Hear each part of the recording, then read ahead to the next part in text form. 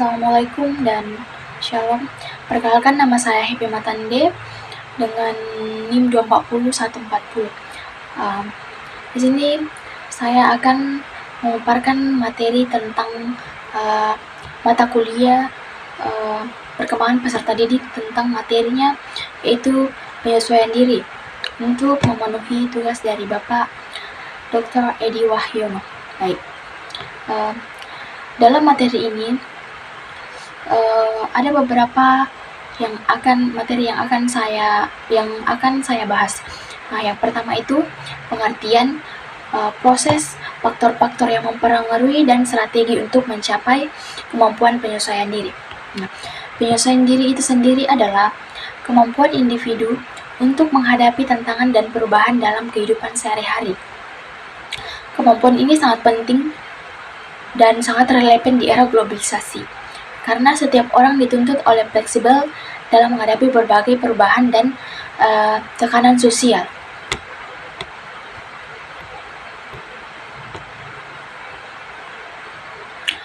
Konsep penyesuaian diri. Nah, definisi penyesuaian dinamis untuk mengubah perilaku agar sesuai dengan tuntutan lingkungan.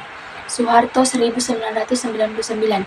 Nah, adaptasi bertahan hidup dan memperoleh kesejahteraan, konformitas, menyesuaikan diri dengan standar sosial, penguasaan, mengatasi konflik dan frustasi secara efisien. Nah, penyesuaian diri itu bukan hanya reaksi sesaat, tetapi sebuah proses panjang untuk mencapai keseimbangan antara kebutuhan diri dengan tuntutan lingkungan. Nah, proses penyesuaian diri itu bersifat lifelong, proses berlangsung seumur hidup. Menurut Johann 1958, unsur-unsurnya ada 4, yaitu adaptation, kemampuan beradaptasi, conformity, memenuhi kriteria sosial dan hati nurani, mastery, mampu mengatasi masalah dengan rencana, dan individual variation, setiap orang merespon berbeda. Nah, penyesuaian diri berjalan terus-menerus dalam diri manusia dengan tantangan dan tekanan yang selalu berubah sepanjang hidup. Faktor-faktor penyesuaian diri itu ada 2. Yang pertama itu faktor internal dan yang kedua faktor eksternal. Nah, faktor internal itu terbagi lagi menjadi 3, yaitu kondisi fisik, kesehatan dan struktur tubuh, faktor psikologis, pengalaman, belajar, determinasi diri.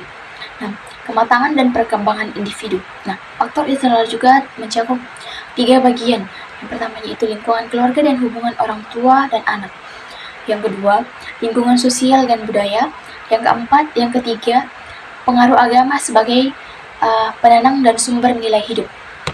Penyesuaian diri dipengaruhi oleh 2 faktor utama, internal dari diri individu dan eksternal dari lingkungan. Kedua faktor ini sangat berkaitan erat. Bentuk dan reaksi penyesuaian diri. Bentuk penyesuaian itu adaptif, perubahan fisik seperti berkeringat saat panas; adjustif, perubahan psikologis atau perilaku sesuai norma sosial. Nah, reaksi salah dalam penyesuaian itu bertahan, rasionalisasi, represi, proyeksi, menyerang, agresif, keras kepala, dan balas dendam, melarikan diri, flight, kepasrahan.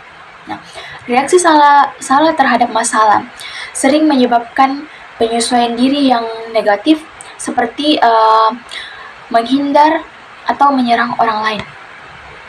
Penyesuaian diri remaja. Tantangan remaja, krisis identitas, hubungan dengan orang tua, masalah belajar, dan perkembangan seksual. Penyesuaian diri yang sehat membantu remaja memahami peran dan identitasnya, mengelola pendidikan dengan disiplin, menghadapi dorongan seksual dengan norma dan agama. Remaja sering mengalami masa topan badai, sehingga peran keluarga sangat penting dalam mendukung proses penyesuaian diri mereka. Kesimpulannya, penyesuaian diri itu adalah kunci keseimbangan antara diri dan lingkungan, dipengaruhi oleh faktor internal dan eksternal. Strateginya itu komunikasi efektif, keterampilan dengan problem solving, dukungan sosial, dan spiritual. Dengan penyesuaian diri yang baik, individu dapat menghadapi perubahan hidup dengan lebih tenang, mencapai tujuan, dan membangun hubungan sosial yang sehat. Dan sekian presentasi dari saya, kurang dan lebihnya saya mohon maaf. Assalamualaikum warahmatullahi wabarakatuh dan shalom.